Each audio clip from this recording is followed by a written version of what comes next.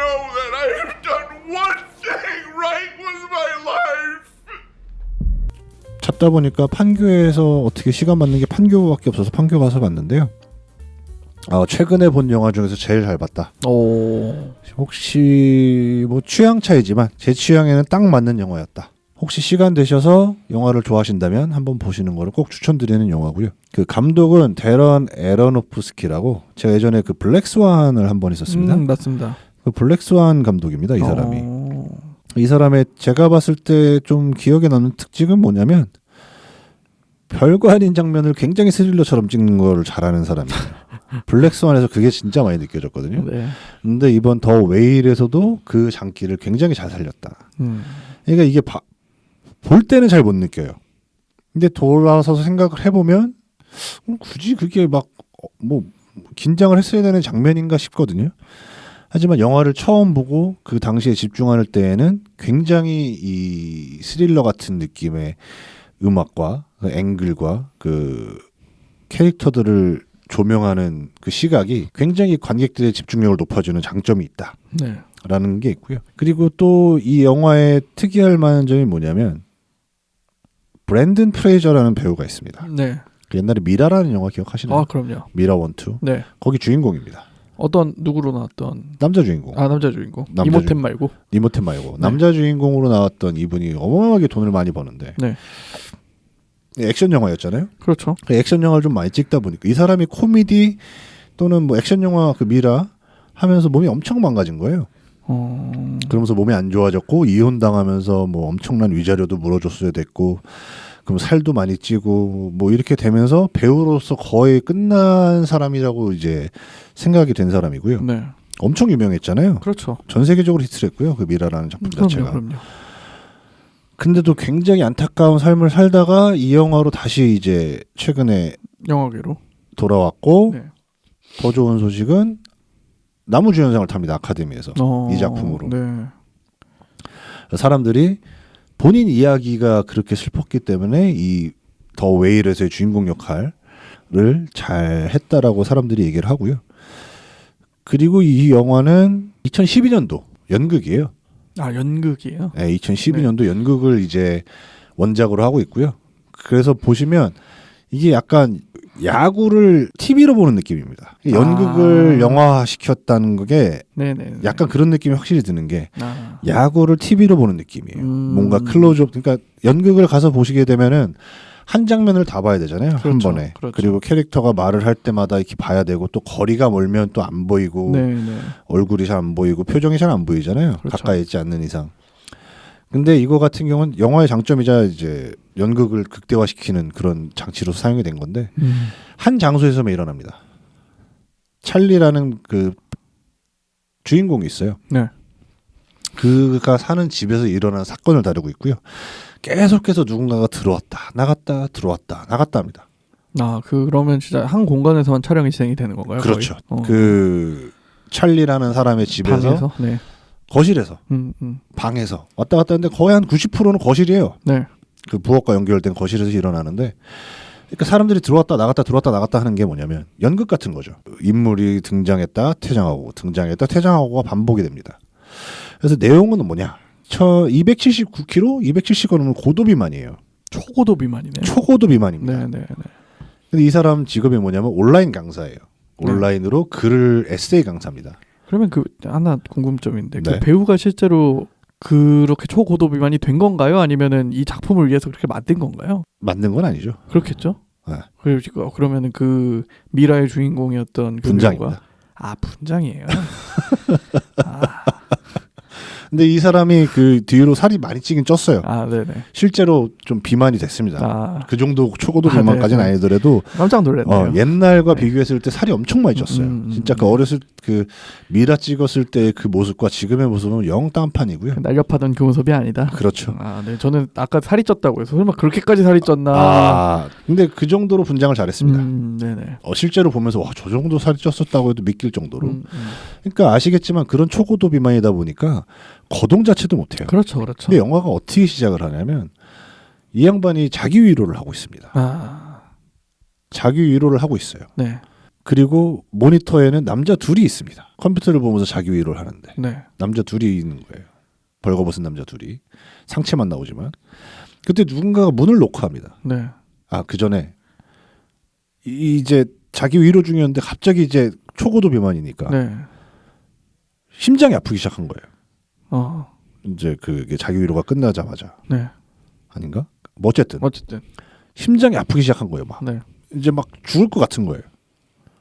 그러면서 막 죽을 것 같으니까 갑자기 종이 한 장을 꺼내더니 읽기 시작합니다. 네. 모비딕에 관한 에세이예요. 약간 네. 비평과 그런 비평이 들어간 에세이입니다. 어떻게 봤는지 그걸 읽기 시작해요.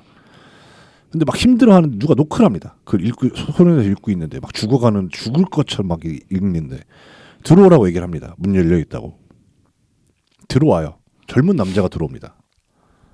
문을 열고 그러더니 다짜고짜 어디 아프시냐고 막 도와줄까 막 이렇게 막 남자가 당황하면서 막 물어보는 거예요. 근데 그 남자가 다시 그런 얘기를 하죠. 이거 빨리 좀 읽어달라고. 밑도 끝도 없이. 무슨 소리냐고. 이걸 왜 읽냐고 그랬더니 읽어달라고 그러는 거예요. 그 남자가 엉겁결에 그 종이를 받아서 그걸 읽기 시작합니다. 처음부터 끝까지. 근데 다행히 심장 박동이 들어오고 이제 죽진 않아요. 살아났어요. 그 이제 처음 들어온 남자가 딱 화면을 보니까 이제 닿긴 했지만 자기 위로 중이었던 것 같고 네. 사람이 죽어가는 것 같고 네. 이제 게이인 것 같고. 네. 네. 근데 밑도 끝도 없이 이걸 왜 읽어달라고 했냐? 네. 그랬더니 내가 죽을 것 같아서 읽어달라고 그랬다. 아, 마지막으로 듣고 죽고 싶어서. 마지막으로 내가 이걸 듣고 죽고 싶어서 네네. 당신한테 읽어달라고 했다라고 하는 거예요. 그럼 당신 누구냐? 그때서야 이제 자기소개를 하죠. 아, 자기는 이제 하나님의 뜻을 전하러 왔다는 거예요. 몰몬이냐? 아니래요. 새 생명? 뭐 그런 다른 그 교회를 왔는데 선교를 나온 거 전도를. 네네네. 그러면서 얘기를 하고 있는데 갑자기 또 동양인 여자 한 명 들어옵니다. 간호사예요. 네. 친구이자 간호사예요. 맥박을 재줘요. 맥박을 재주고 뭐 하고 다 도와줍니다. 병원을 가라. 근데 그 찰리는 그러죠. 그 간호사 친구가 병원 가. 그래도 안 가는 거예요. 너 죽으려고 그러냐. 빨리 병원을 가라. 돈이 없다. 갈 돈이 없다. 그러면서도 이걸 도와주면서 먹을 걸 달라고 하면 다 줍니다. 이 간호사는 또. 네.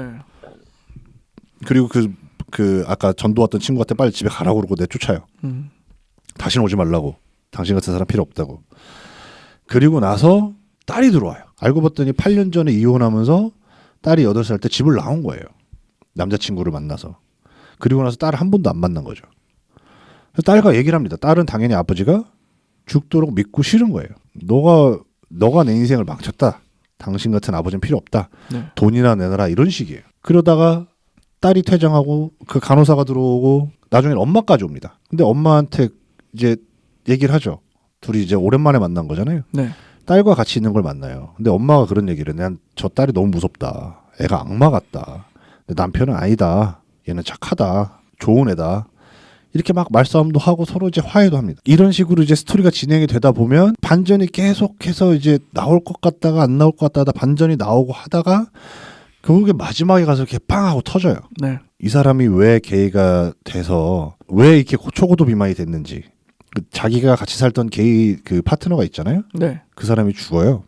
그 사람이 죽고 나서 이제 드라마가 시작된 건데 그 사람이 왜 죽었는지 그리고 왜 딸을 다시 불러들였는지 만나고 싶다고 해서 딸이 찾아오기 시작하거든요.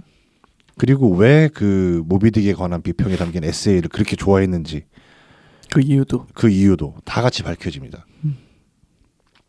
제가 이런 드라마의 영화 같은 걸 되게 좋아했던 이유가 뭐냐면 이 드라마를 진짜 여러 가지가 있겠지만 첫 번째로 이 드라마를 보면서 느낀 건 뭐냐면 사람에 대해서 판단할 수 없다는 거예요. 이 사람이 왜 이렇게 초고도 그러니까 옛날에는 약간 그런 더 웨일이라는 것 자체가 미국에서는 비속어입니다. 그 초고도 비만을 좀 낮잡아 이럴 때 저 더 웨일이라고 하나 봐요. 고래라고. 웨일이 고래라는 뜻이니까. 근데 그 사람이 왜 그렇게 됐는지도 모르고 무작정 살이 쪘다고 욕할 게 아니다. 저 사람이 게이라고 해서 왜 사람 욕할 게 아니다. 그래서 2012년도 연극이라고 했잖아요. 제가 이 시대에 나온 드라마, 영화들을 좋아하는 이유가 뭐냐면 네. 지금은 굉장히 더 되려 이상해진 게 이런 주제를 다루는 게 더 힘들어졌어요. 그렇죠. 고마워. 굉장히 힘들어졌어요. 그렇죠. 근데 이게 2000년대부터 슬슬 시작이 돼서 2010년대를 넘어가면서 이게 엄청나게 폭발적으로 이런 컨텐츠들이 많아집니다. 되게 자유분방하게 이런 주제에서 얘기를 꺼내기 시작해요. 네.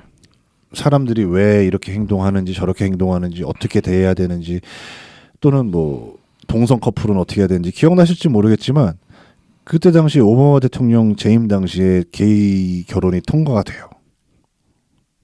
뉴욕 아마 미국 전국에서는 아니었을 거고 캘리포니아 뭐 그런 뭐 좀 진보적인 도시나 주에서는 네네. 게이 결혼, 동성 결혼이 합법화가 됐고 유럽도 한창 그런 물결이 있었어요. 네네네. 이때는 이런 주제를 되게 활발하게 얘기하는 게 당연했었고 그런 문화가 되게 융성했었는데 이게 어느 순간에 되게 다 죽기 시작했거든요. 네. 되려 이런 얘기를 하면 안 되고 더 조심히 얘기해야 되고 2012년도에 이 연극이 다시 나와서 영화로 제작된 게 약간 그때 그 시절에 그런 느낌이 있어서 좋았던 것도 있고 이 연극이 던지는 주제 자체가 저는 제가 판단했을 때 사람을 그 사람의 겉모습만 가지고 판단할 수는 없다. 그러니까 이 5명에서 6명이 등장을 하는데 한 사람 얘기만 들으면 다 나쁜 사람 같아요. 찰리 얘기만 그러니까 그 딸의 얘기를 들어보면 엄마는 나쁜 사람이고 엄마 얘기만 들어보면 딸은 나쁜 사람이고 그 간호사 친구의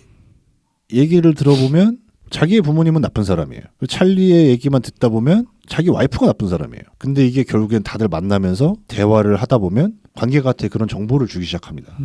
그 모든 게 오해였다. 그러니까 한쪽만 얘기만 듣고 딸 얘기만 들어보면 아버지 찰리는 죽일 사람이에요. 근데 관객 입장에서 보면 찰리만큼 좋은 사람이 없어요. 주인공 입장에서 보면. 주인공 입장 위주로 보여주잖아요. 이 사람만큼 성격 좋고 착하고 이런 사람이 없어요. 근데 한 발 물러서서 딸의 입장에서 보면 이만한 나쁜 아빠도 없습니다. 딸을 버리고 집을 나가요. 자기가 사랑하는 사람을 찾겠다고. 그래놓고 자기가 이제 죽을 때가 되니까 딸을 찾습니다. 좋은 아빠가 되고 싶다고. 그럼 누가 더 나쁜가? 돈 때문에 아버지를 찾아온 딸이 나쁜가? 아니면 자기가 이제 인생을 마감할 시점에서 딸을 찾는 아버지가 나쁜가? 이런 주제를 던지죠. 그런 게 되게 좋은 영화다. 이게 2010년대에 이런 게 되게 많았었는데 이런 영화들이 그런 질문을 던지고 어떻게 생각할 것인가 결론을 내지 않더라도 그런 영화가 많았는데 없어지고 이제 좀 더 조심되는 분위기에서 이런 영화를 봤다는 게 좀 좋았고요. 개인적으로는 완전히 제 취향인 영화였습니다. 그리고 마지막에 영화 끝나고 나서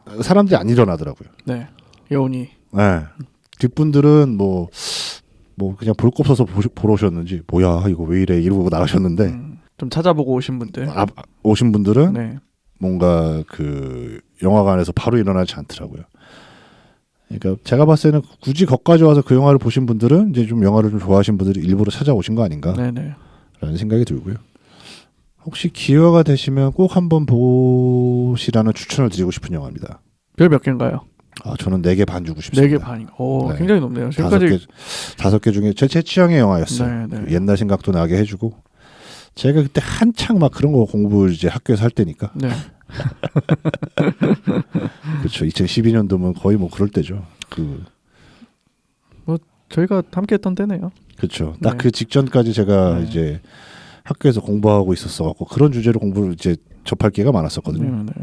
뭐 어쨌든 그 더 웨일 한국말로 하면 그냥 고래고요. 그 초고도 비만 남자가 겪게 되는 얘기를 잘 풀어낸 영화라고 생각이 듭니다. 네. 시간 되시면 꼭 한번 보세요. 진짜 영화를 좋아하시는 분들에게는 확실히 미국이 무시할 수 없는 나라예요. 아, 그럼요. 뭐 아무리 헐리우드의 뭐 프로파간다적인 영화, 뭐 네. 돈은 뭐 속된 말로 돈으로 떡칠한 영화, 네. 뭐 아무 의미 없는 그런 뭐랄까 그런 영화를 만들어내고 소비한다는 곳이긴 하지만 확실히 또 전 세계적으로 사랑받는 영화를 가장 많이 만들어낸 나라도 미국입니다, 사실. 이런 감독이랑 이런 배우들이 있어서 네. 단순히 돈만 있었다면 예전에 망했겠죠. 그렇죠. 아직도 무시할 수 없다, 헐리우드는. 네. 여기서 마무리하겠습니다.